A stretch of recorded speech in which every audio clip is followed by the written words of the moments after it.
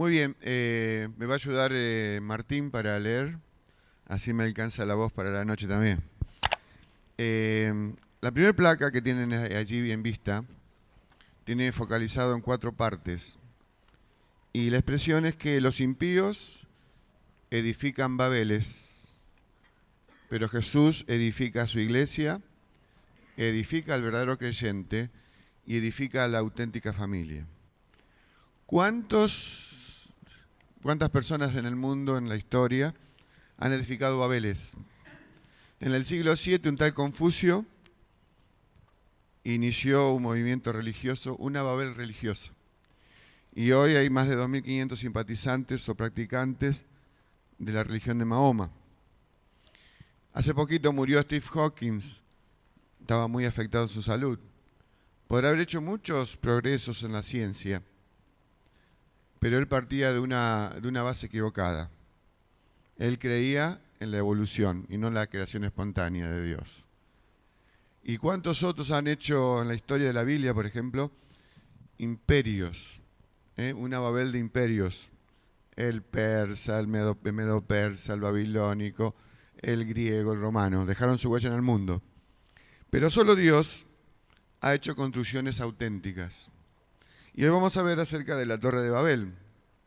La Torre de Babel es un espacio sagrado, trucho, perdón la expresión, para que nos entendamos. Edificadores impíos pensaron que de esta forma podían crear un espacio sagrado, y sabemos que solo Dios crea espacio sagrado, aunque a veces en esa edificación emplea arquitectos subalternos. La iglesia es un espacio hoy sagrado, edificado por Él, y que seguramente usa personas falibles como vos y yo para hacer una verdadera edificación.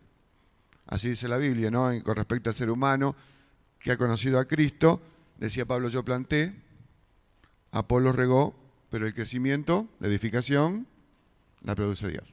Vamos a leer en Génesis 11, el episodio de la torre.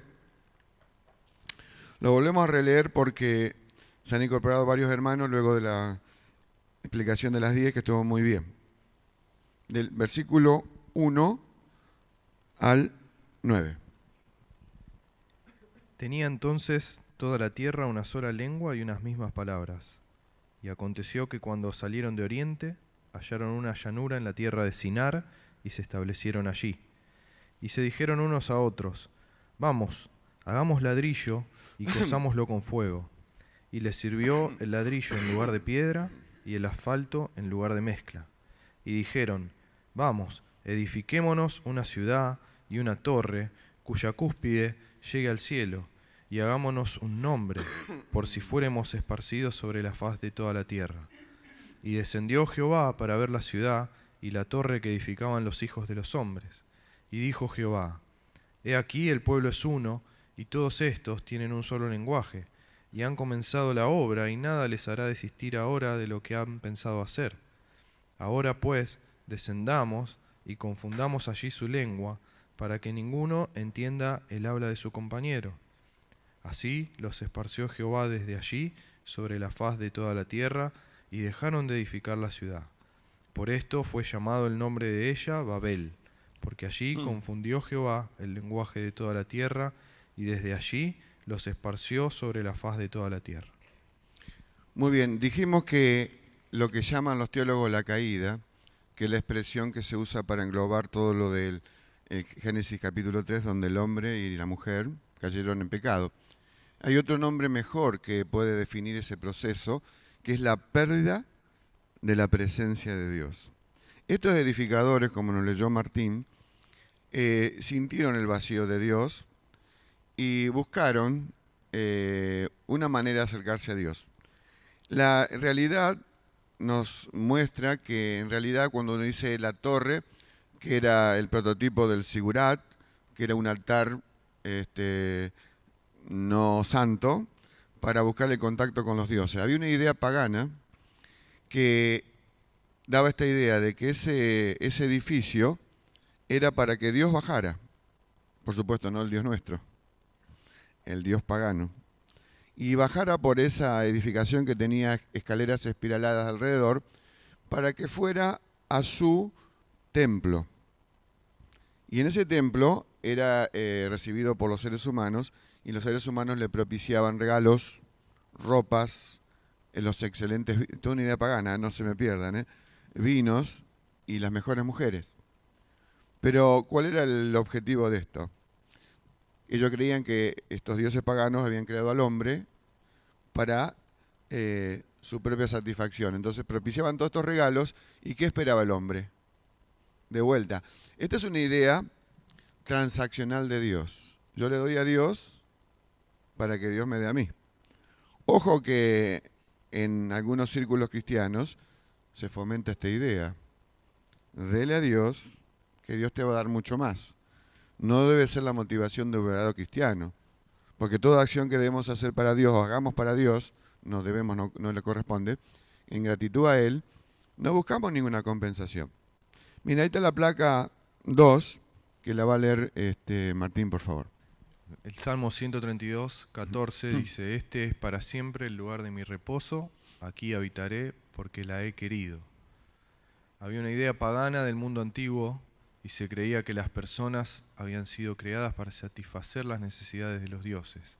Así los dioses los favorecerían y bendecirían y le darían éxito y favor. Entonces la religión fue transaccional. Muy bien. La idea está muy mal, ¿no? Pero muy bien la idea. Y en la placa 3 vamos a ver que los constructores de la Torre de Babel, su intento es restaurar la presencia de Dios entre ellos, pero había motivos ocultos. Ocultos porque están buscando hacerse un nombre. Por eso dice 11:4 de Génesis: hagámonos un nombre por si fuéramos esparcidos sobre la faz de toda la tierra. ¿Por qué fue un acto de rebelión construir esta torre? Porque la orden de Dios era, como había sido dicho en el inicio de la raza, que el hombre se esparciera por toda la tierra y fructificara. Pero esto, para hacer un análisis, antes del diluvio, los hombres pelearon entre sí, violentamente. Y hubo otra interferencia satánica y Dios llevó al diluvio. Pero después del diluvio, el interés del hombre es ir contra Dios, no contra el hombre. Por eso que hay un deseo de unidad. Vamos a leer la placa esta. Los constructores de la torre tratan de recuperar la presencia de Dios entre ellos, que Dios descienda y habite entre ellos.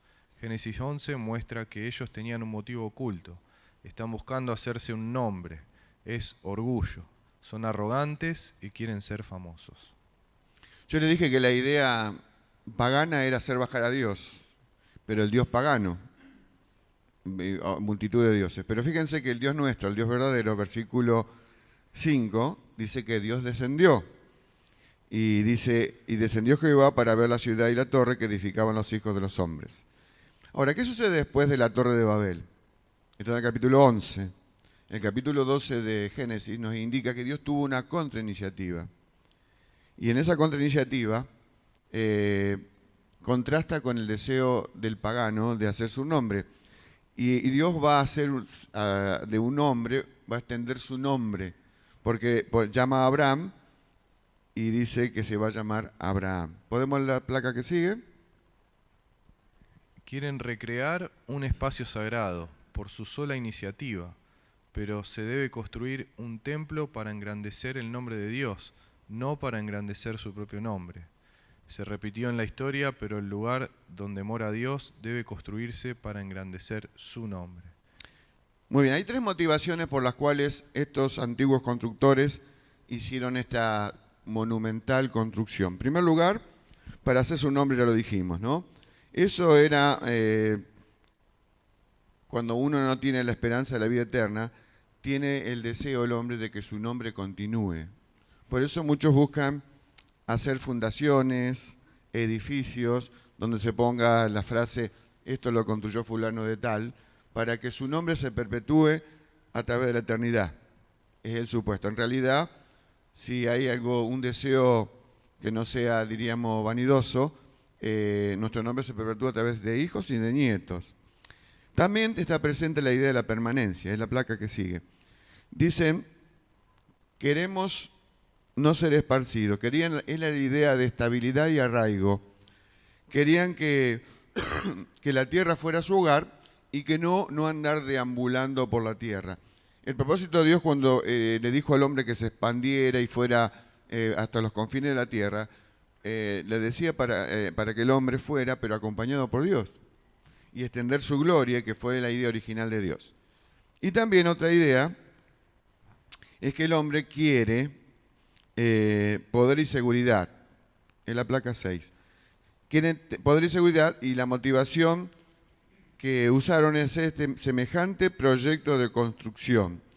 Y hay el mismo origen de la palabra, Babel quiere decir confusión, pero Babilonia también quiere decir puerta al cielo, en el idioma babilónico.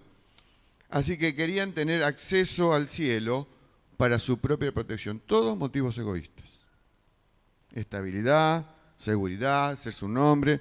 Demuestra el deseo orgulloso, vanidoso del hombre ajeno a Dios.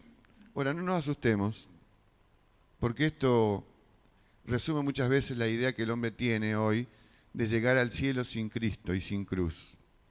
Muchas veces el hombre construye imperios entre comillas, pero siempre a través de su propio esfuerzo, desalojando a Dios del propósito que debe tener en nuestras vidas.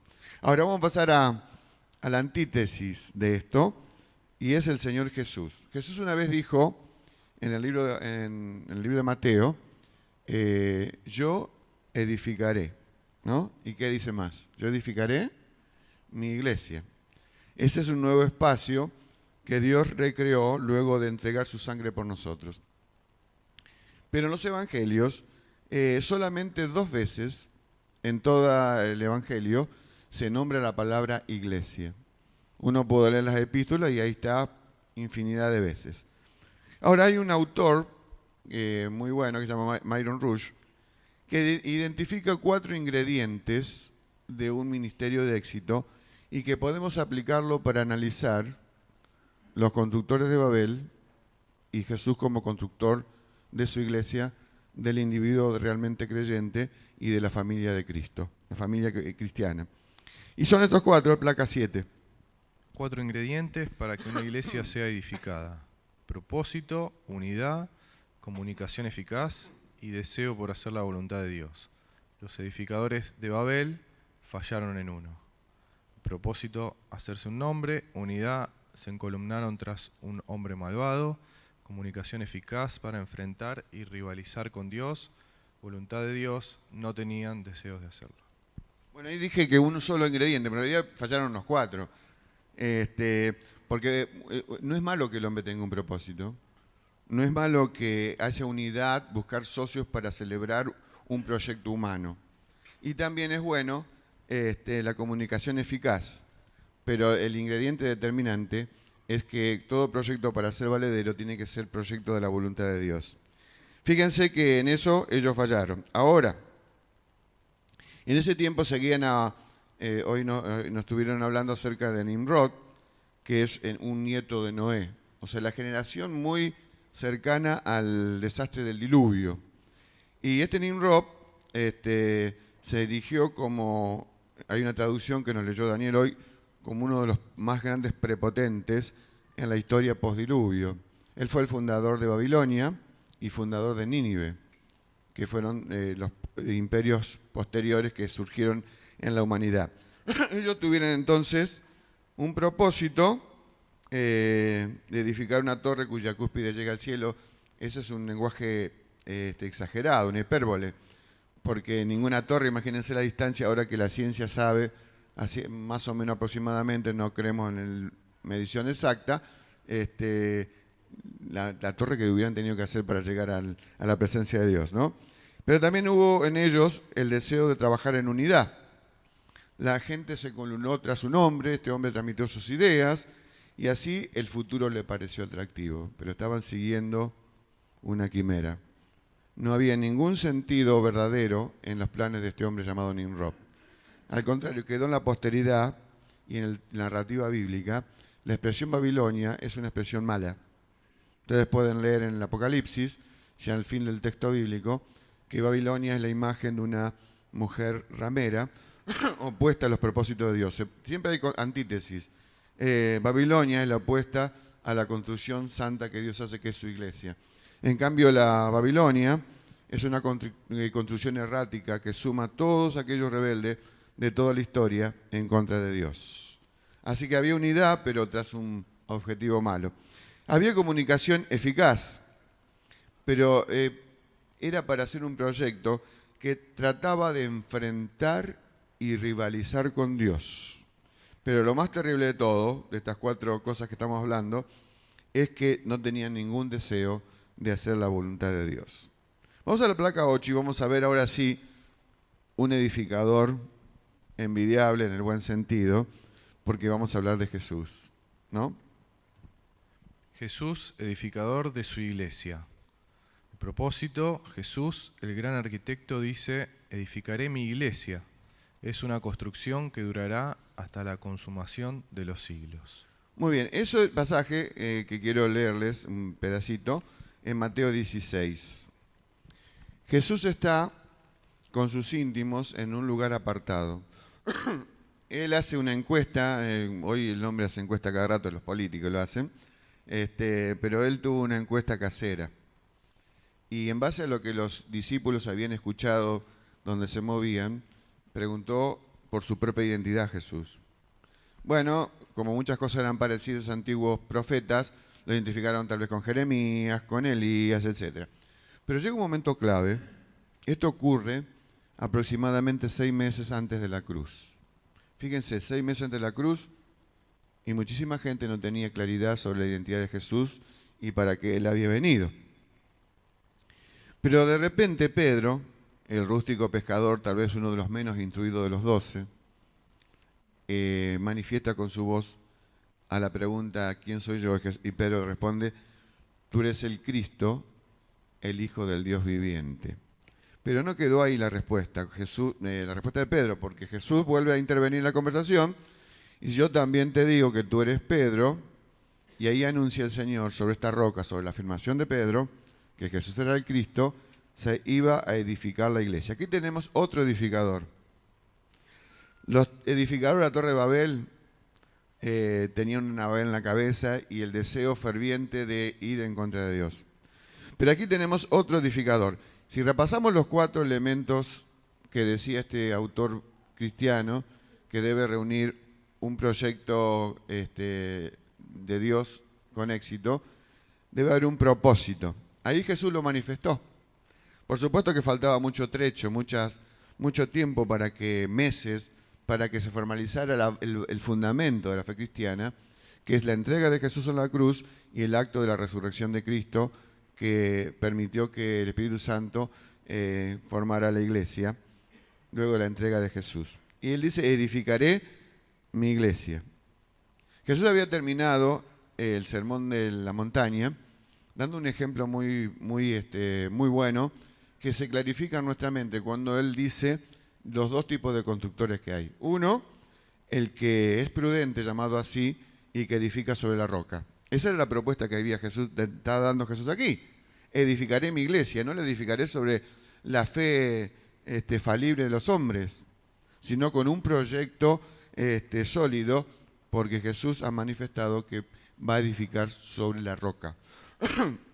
y aún dice algo más interesante, Jesús, y eso es lo que a veces ha traído una división en la interpretación del texto bíblico, cuando Jesús dice en ese mismo episodio, luego de que Pedro confesó a Jesús, luego que Jesús dijo que sobre esa confesión edificaría su iglesia, y dice: y las puertas del Hades no prevalecerán contra ella. Esto es un texto difícil, porque Hades significa, se llama área de movimiento de la palabra cuando aparece en distintos lugares con distintos sentidos. Hades puede significar, y lo es en la Biblia, el lugar donde están los muertos que han confiado en Dios y los impíos. Eso es Hades. Pero en algunas ocasiones puede simbolizar el lugar de los muertos que murieron confiando en Dios. Segundo significado.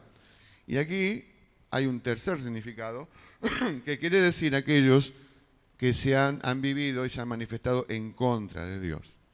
Bueno, ¿cómo completamos la idea?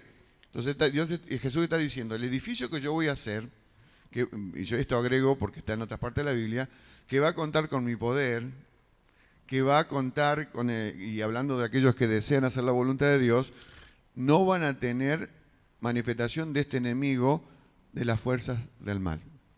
Y a veces pensamos que la iglesia es un recinto que está a la defensiva. El texto bíblico de Mateo 16 está indicando que la iglesia va a enfrentar los poderes de las tinieblas, porque poder de las tinieblas que tiene retenido a las almas sin conocer a Cristo. Entonces Jesús está diciendo, la iglesia va a ser el organismo viviente que va a ir contra. Acá hay hermanos tal vez de mi edad o de mi época, y que en la época donde yo empecé a ver el cine, eran famosas las películas de cowboys, ¿se acuerdan de esa frase? Y en esas películas se veía mucho del contexto americano, la conquista del oeste. Y veíamos que muchos de ellos eran cristianos, muchos de los colonizadores iban a tierras desconocidas. Y de repente venían los indios salvajes que se sentían invadidos, y entonces los colonos que hacían un redondel de carretas y de ahí se defendían. Bueno, para que entiendan bien la imagen de Mateo 16, la iglesia sería los indios que defendían su territorio, pero iban al ataque. Y los demás que estaban colonizando el lugar serían aquellos que aquí representan el Hades, contra el cual el Señor envía que vayamos a conquistar. Ahora, si es difícil entender la primera parte, es más difícil la segunda. Dice, porque estamos hablando del constructor y de las funciones que Dios otorga, seríamos nosotros constructores subalternos. Jesús es el arquitecto divino, nosotros somos los maestros mayores de obras en pequeño. ¿Me podés leer, por favor, Martín, en Mateo 16, 19? Y a ti daré las llaves del reino de los cielos, y todo lo que atares en la tierra será atado en los cielos, y todo lo que desatares en la tierra será desatado en los cielos. Muy bien, este es uno de los versículos más mal interpretados del tiempo moderno. En primer lugar, llaves del reino. Muchas veces se ha discutido entre la literalidad del texto bíblico y nosotros creemos que mientras no sea el sentido contrario, creemos en la literalidad del texto bíblico. Pero acá el Señor está usando una metáfora. No es que le dio a Pedro una semejante llave que iba a llevar al hombro y como se cree que tiene las llaves, que cree la fantasía, el lenguaje popular, que Pedro es el portero del cielo. Jesús le está dando a Pedro una profecía de que Pedro va a abrir la puerta de entrada al reino de los cielos a las personas que todavía o que están convirtiéndose. Eso aconteció el día de Pentecostés. ¿Quién fue el predicador de Pentecostés? Pedro. Hechos 2. Era el que menos mérito tenía. ¿Por qué razón? Había negado al Señor. Bueno, o sea que Jesús está prediciendo algo que iba a ocurrir 6 meses después. Pero agrego un dato que nos confunde porque hay problemas de traducción. El idioma griego tiene algunos tiempos verbales que no existen en castellano. Entonces, si vos fueras traductor y supieras griego y supieras castellano, te sentirías en un aprieto. ¿Por qué razón? Porque tenías que traducir al lenguaje nuestro, que es bastante reducido, que a veces somos orgullosos del castellano, porque este texto, donde leyó Martín recién, todo lo que atares, ahí se puede cambiar por la palabra prohibir. Y donde dice atado, y desatar, quiere decir permitir. Es un juego de palabras. Ahora le voy a explicar cómo es. A veces también, aparte del cambio de lenguaje y de tiempos verbales, hay figuras literarias. Y muchas veces Jesús contó historias donde cuenta el final y no cuenta el principio. Entonces, ¿qué quiere decir atar y desatar? Es un texto este que leemos que nos va a hablar acerca de la evangelización. Se le está dando la autoridad a Pedro, que luego de predicar el mensaje del Evangelio y viendo la respuesta de la gente, le puede decir lo siguiente: si alguien creyó, le puede decir, tus pecados te son perdonados. Ahí sería la palabra desatar, permitir. Y todo aquel que responde negativamente al desafío de Dios, que quiere construir la iglesia, y él se resiste, la persona, luego de entender claramente el mensaje del Evangelio, y rechaza la oferta de perdón, Pedro, y después también fue dado a todos los demás discípulos, le puede decir a las personas, tus pecados no te son perdonados. Pero eso implica una autoridad nuestra para perdonar pecados, como tiene algunas funciones otra iglesia que no es la iglesia evangélica. No hay autoridad para decir eso. Ahora, en definitiva, ¿qué está diciendo Jesús con este texto? Es dándole al creyente que predica el mensaje de salvación la autoridad para manifestar, luego de ver la respuesta al mensaje expuesto, decirle, darle seguridad a la persona que está escuchando. Así que tenemos aquí parte del plan, el propósito de Dios, edificar su iglesia. No se puede edificar la iglesia de Cristo, y no me refiero a esta, sino a toda la verdadera iglesia de Cristo en el mundo, si no se expone el Evangelio con toda claridad, donde se menciona claramente la razón por la cual Cristo fue crucificado, la razón por la cual Cristo fue resucitado y fue ascendido a los cielos, y entender la realidad de nuestro pecado, que nos condena. Pero Cristo se interpuso en el medio, y por eso le está anunciando. Yo creo que Pedro no entendió ni jota de lo que Jesús estaba diciendo aquí, solo lo comprobó cuando los hechos ocurrieron. Y usted puede leerlo en Hechos 2, donde el centro del mensaje de Pedro fue el mensaje de Cristo. Ahora, ¿por qué yo dije que es muy mal entendido este pasaje? Porque la gente interpreta que se debe atar a Cristo, atar al diablo. Hermanos, el diablo fue atado en la cruz. El hombre no necesita atar al diablo, porque las puertas del Hades no se van a mantener cerradas a la proclamación del Evangelio, porque tras el Evangelio está el poder de Dios, y que en definitiva el Señor venció toda la fuerza de las tinieblas. Entonces, para usar un contrapunto a esa expresión que atamos al diablo, debemos soltar a Cristo. Él es el victorioso. No hay ninguna fuerza debajo de Él que pueda superarle. Por eso Jesús está diciendo que va a edificar su iglesia comunicando un mensaje eficaz, cuyo centro es el mismo, no es el hombre, como muchas veces el lenguaje humanista quiere hacer valer los esfuerzos humanos para lograr convencer a Dios de nuestra realidad.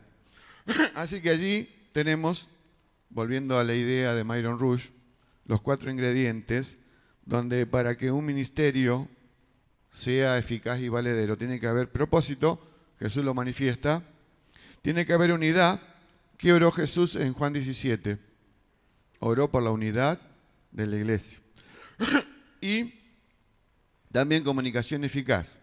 Y en esto tenemos que hacer nuestra mea culpa, porque muchas personas hoy día no están convertidas a Cristo por causa de nuestra lentitud al transmitir el mensaje que Jesús nos encomendó. Y siguiendo la idea de Pedro, en Mateo 16, Jesús le concedió a Pedro la llave. Esa es la que abre la puerta para que nosotros podamos entrar. Y cuando hemos entrado, debemos ser transmisores de la misma llave. Hablarle al mundo de que eres el Salvador. Porque yo dije que el texto, cuando uno lee muy rápidamente de Mateo 16, 19, vamos a ver si podemos leerlo de nuevo. Mateo 16, 19. A ti te daré las llaves del reino de los cielos, y todo lo que atares en la tierra será atado en los cielos, y todo lo que desatares en la tierra será desatado en los cielos. Lo que nos confunde es el verbo en futuro, será. Y la mejor traducción es ya ha sido.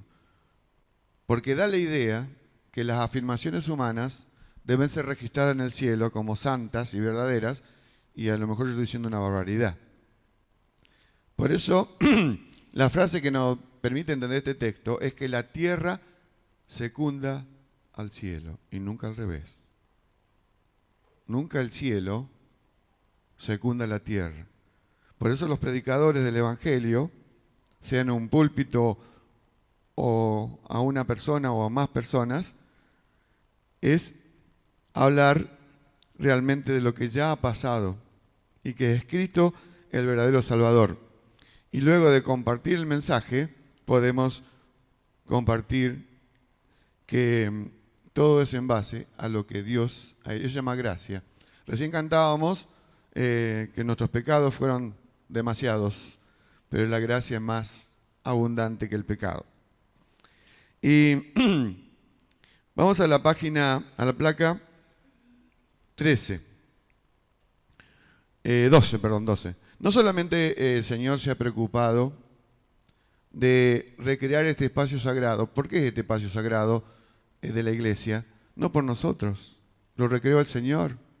Y cuando nos invita a ser parte de Él, estamos en una conjunción de lo humano y lo divino, pero todo por iniciativa divina. Volviendo a los edificadores de Babel, ellos trataron de ponerle la pesada a Dios. O sea, hemos hecho todos los ingredientes, Señor, tienes que hacer lo que queremos nosotros. Y Dios confundió las lenguas y terminó con la construcción. Pero Dios sabiamente construye y edifica su iglesia. Lo leímos recién. Yo edificaré mi iglesia. Y le dice sobre qué base. Sobre la confesión de Pedro. Ahora, no solamente Dios decide construir la iglesia, sino como a la iglesia entramos de a uno, en el momento de la conversión, un creyente también debe ser edificado sólidamente. Vamos a leer la placa esta. Jesús, edificador del cristiano. Colosenses 2, 6 y 7 dice: por tanto, de la manera que habéis recibido al Señor Jesucristo, andad en Él, arraigados y sobreedificados en Él, y confirmados en la fe, así como habéis sido enseñados, abundando en acciones de gracias. Estos dos versículos en la Biblia son únicos en presentarnos tres metáforas. Por eso ahora salimos del lenguaje literal y entramos en el simbólico. Fíjense que hay tres figuras allí. Y es una regadera, una mamadera y una cuchara de albañil. Tienen que ver con las tres metáforas. Las metáforas tienen que ver, en este caso, hay metáforas de distintos tipos. Recién le vimos la llave del reino, que es una metáfora que explica el Evangelio. Y aquí significa cuando uno nace a la fe. La Biblia compara a un cristiano que nace de nuevo con un bebé, por eso está la mamadera. Y en el texto bíblico, ¿dónde imaginan ustedes que está? Donde dice, andad en él. Primero gateamos, después caminamos, después corremos. Es la imagen del hombre nuevo. Ahora, donde dice arraigados, tiene que ver con raíz. Y raíz tiene que ver, para crecer, con la regadera. Y luego dice la tercera metáfora, sobre edificados en él. ¿Qué es sobre edificar? Tiene que ver con el verbo edificar. Y ahí está la cuchara del albañil. Bueno, dicho sea de paso, no la usé nunca, ¿no? Pero son las tres mejores metáforas que indican cómo edifica Jesús a los que se convierten en él. A él. Siendo bebé, permite que nutrirnos, y al nutrirnos es edificarnos. Yo planté, ahí tenés la imagen de la regadera, yo planté, Apolo regó, pero el crecimiento, que es edificación, ¿quién la da? Dios. Y también el bebé, que es invitado a la vida nueva. Así que lo bueno, gracias Charles. Partimos de malos edificadores, los constructores lamentables de la Torre de Babel. Querer recrear un espacio sagrado, pero por iniciativa humana. Y Dios dijo, esto no va. Y lo anuló. Pero acá tenemos un nuevo edificador, a quien adoramos recién. que es nuestro Señor. Y Él se propuso edificar la iglesia y recién vimos que también Él edifica nuestras vidas. Y a veces, lamentablemente, nosotros mismos somos el peor enemigo para esa edificación, porque nos siguen los celos de la vieja vida, el orgullo, la vanidad, creerme en lo que no soy. Entonces esa construcción puede deteriorarse y puede pararse. Pero también el Señor es el constructor de la familia. O sea, no solamente Jesús edifica a la iglesia, no solamente edifica al que entra a la iglesia, que es el creyente nacido de nuevo, sino que el Señor es el edificador de la familia. Y vamos a leer la placa, hay un texto de los Salmos que está allí, el Salmo 127 es. Si Dios no edificare la casa, en vano trabajan los que la edifican. Si el Señor no guardare la ciudad, en vano vela la guardia. Por demás es que os levantéis de madrugada y vayáis tarde a reposar y que comáis pan de dolores, pues que a su amado dará Dios el sueño. Lutero decía, pensé que el viejo hombre había muerto en las aguas del bautismo, pero descubrí que el infeliz sabía nadar, y ahora tengo que matarlo todos los días. Renunciemos al orgullo y al ego. Bueno, por la gracia del Señor, soy pastor hace más de 30 años y voy a dar una confesión ahora de lo que he visto muchas veces en los conflictos familiares y también lo noto en mi propia familia. Generalmente cuando las cosas no funcionan, para edificar una familia bajo Cristo, el culpable número uno somos nosotros. ¿Saben por qué? Porque, como decía Lutero allí, hablando del viejo hombre, muchas cosas del viejo hombre interfieren para quebrar la unidad matrimonial y la unidad familiar. Y entonces, muchas veces el ego, el orgullo, es un actor ácido en todos los vínculos afectivos. Y terminamos utilizando muchas veces herramientas humanas como los fatuos edificadores de Babel. Nosotros en Cristo somos edificadores junto con Él del espacio sagrado que Él le ha creado, que es la iglesia. Pero también la familia es el espacio sagrado. Y entonces, hermanos, vemos que a veces esos conflictos originan muchos en nuestros propios egoísmos. Y nos cuesta retroceder. A veces nos matamos para que mi propia idea sea válida en la familia, sin darme cuenta que yo afecto a otros miembros de la familia. Y muchas veces es mejor para el bienestar de la paz familiar retroceder de mis propias, y aún teniendo razón debo retroceder. Miren, otra frase que yo quiero vinculado con esto, que la verdad que me causa mucho dolor, cuando veo que teniendo todas las herramientas de la fe para poder llevar adelante una familia y hacerla bajo las armas de Cristo, rechazo las armas de Cristo y empiezo a fabricar ladrillo como hacían los constructores antiguos de Babel, que fueron los inventores del ladrillo, cuando tengo la verdadera revelación de Dios en su palabra, cómo debe funcionar una familia cristiana. Miren, J. Hegel se pronuncia, es un misionero inglés que fue capellán de la Primera Guerra Mundial y tiene un libro excelente, muy finito, muy chiquito, que se publicó hace como 70 años. Y tiene esta frase, ¿la podés leer, Martín? En el libro Hueso de sus huesos dijo, la auténtica conversión es un injerto en Cristo. Si falla en ser un verdadero injerto en Cristo, es espurio y por lo tanto no tendrá fruto. Muy bien, así que tenemos que hacer... Ayer tuvimos un curso prematrimonial en casa con 4 chicos de la iglesia que vienen al culto anoche, porque hay 5 parejas que se van a casar.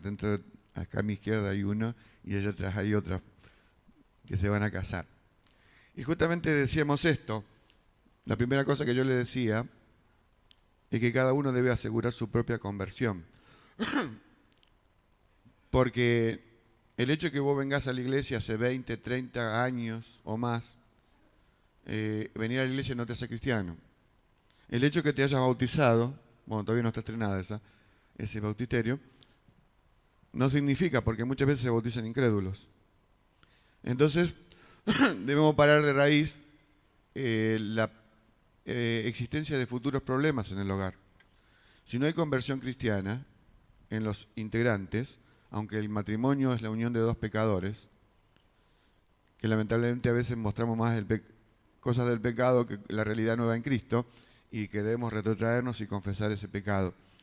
Si no, es imposible luego en la consejería matrimonial, porque ¿cómo aconsejamos en Cristo a alguien que no es de Cristo? Tiene que primero humillarse ante el Señor, reconocer su pecado y abrazar la fe. Ahora, miren lo que dijo A.W. Simpson, que fue el creador, el iniciador de una denominación llamada Alianza Cristiana y Misionera. Lo dijo hace más de 100 años, creo. El Espíritu Santo es el gran sepulturero que finalmente nos trae al lugar que Dios nos ha asignado para compartir la tumba de Cristo, pero Él no puede traernos a una participación en la vida de crucifixión, al lugar llamado Calvario, sin nuestro consentimiento. O sea que estamos hablando de edificación. ¿Cómo estamos incluyendo a un sepulturero ahí? Porque en la edificación, la interferencia más impúdica es la que hace mi vieja vida para construir. Entonces, en la Biblia no está llamado así el Espíritu Santo de sepulturero, ¿no? Siempre llaman al Espíritu Santo como el que trae el fuego del cielo, como dice Hechos 2, las lenguas repartidas de fuego, etcétera, etcétera. Pero este hombre cristiano tuvo una figura muy buena, porque Romanos 6 y muchos de los textos de la Biblia nos hablan de que debemos morir a la vieja vida. Si vos querés edificar de verdad en Cristo, debe producirse este hecho, que allí está resumido, de que el Espíritu tiene que ser el gran sepulturero que nos trae al lugar donde Dios nos ha asignado, ¿no? ¿A qué? Eso se llama la identificación con Cristo. Muchas veces la salvación tiene nombres diferentes en la Biblia. Regeneración, propiciación, pero aquí estamos hablando en aras de la edificación de una verdadera estructura con Cristo, de ese lugar sagrado que es la familia, en la identificación. Es lo que dice Gálatas 2:20. Con Cristo estoy juntamente crucificado y ya no vivo yo, mas vive Cristo en mí. ¿Cuándo suceden los cortocircuitos? Cuando yo hago lo opuesto a Gálatas 2:20. Cuando no, yo estoy en la cruz y me bajo de la cruz. Es la misma idea cuando Pablo dice que somos sacrificios vivos en el altar de Dios, pero un día me bajo. ¿Y qué voy a mostrar cuando me bajo? Cuando salgo de la cruz, todo lo feo mío y todo lo feo tuyo. Miren lo que dice la placa que sigue. Participantes o imitadores de Cristo. Hebreos 3:14 dice, porque somos hechos participantes de Cristo. Eso es identificación. Tomás de Kempis, un clérigo alemán del siglo XVI, fue el autor de un libro llamado La imitación de Cristo.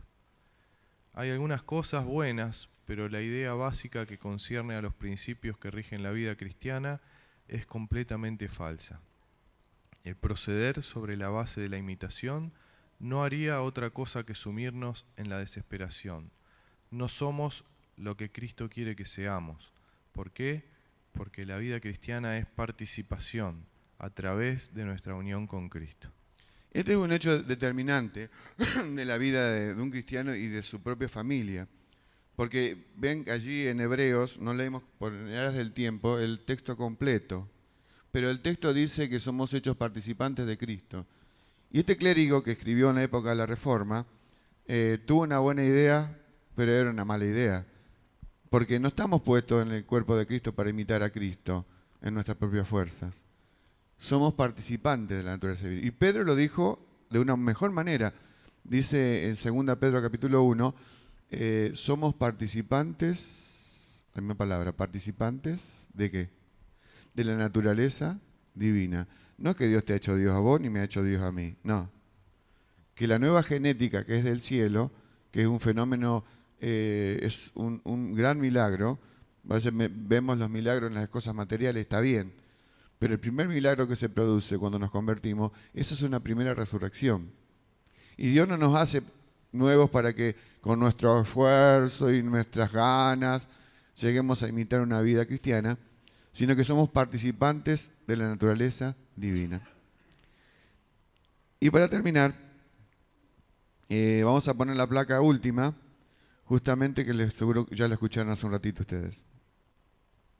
Mateo 6:33 dice que Dios está primero, luego nosotros.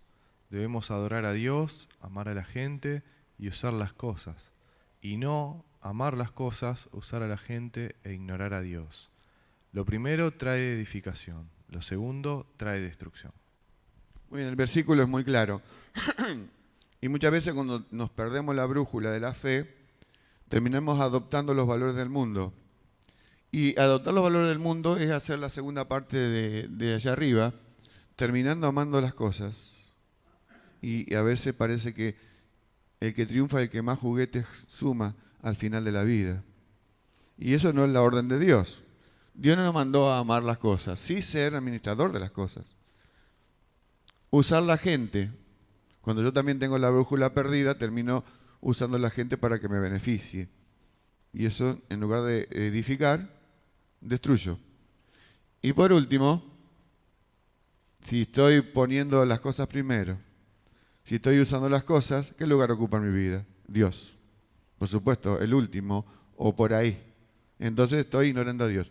Pero esto es muy importante tener en cuenta porque partimos de edificadores que tuvieron una brillante idea. No nos vayamos lejos. Procuremos nuestra propia seguridad. La llanura de Sinar es espectacular. Hagamos un edificio bien alto, que todo lo que la vean de lejos diga, ¡oh, oh, oh! ¡Qué buena gente! ¡Qué grande que es Nimrod y todos sus acompañantes!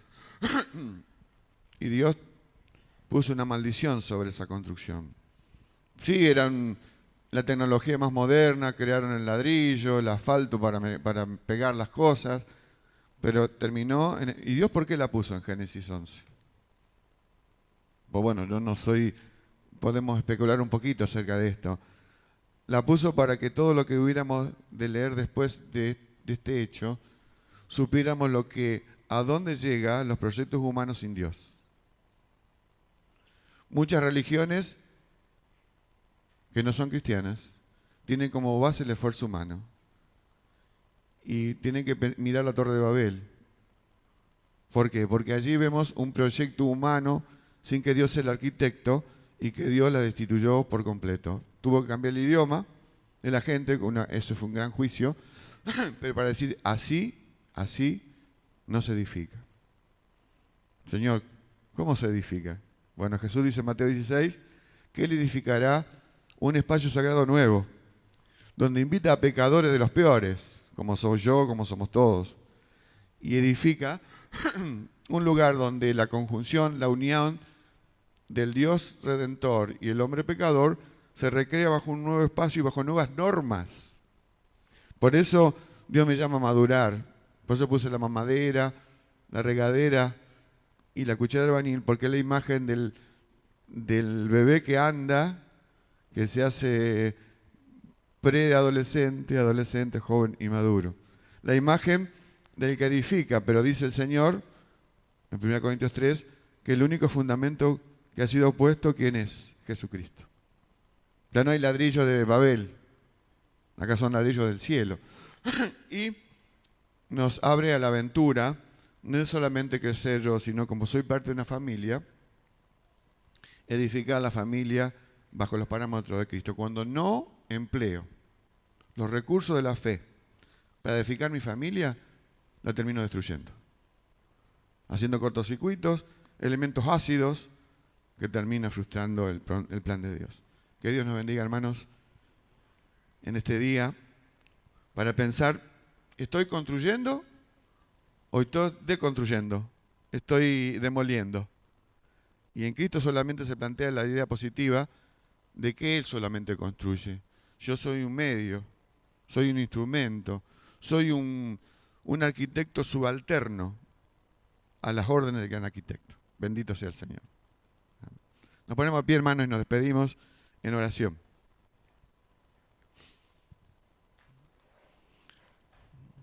Señor, te damos gracias porque en el inicio de tu revelación nos dejaste este ejemplo de hombres orgullosos que quisieron recrear un espacio sagrado, pero por sus propios medios. Y no lejos de esa experiencia, los hombres modernos también intentan hacer grandes construcciones, bajo sus propios criterios. Cuando tú has dicho que tú eres el edificador. El Salmo 127 dice que tú edificas la familia. Y si no te tenemos como piedra fundamental, no podemos edificarla. Señor, desafíanos en este tiempo con tu palabra a obedecer los preceptos que ella contiene, para edificar nuestras vidas bajo fundamento sólido. Y por ende, de parte de nosotros, en la familia que estemos, ya seamos abuelos, padres o hijos, de construir bajo tu nombre, porque tú edificas. Y los criterios humanos, sin que te tengan en cuenta a ti, destruyen. Bendito sea tu nombre en este día, por Jesús. Amén. Dios les bendiga, hermanos. Y los criterios humanos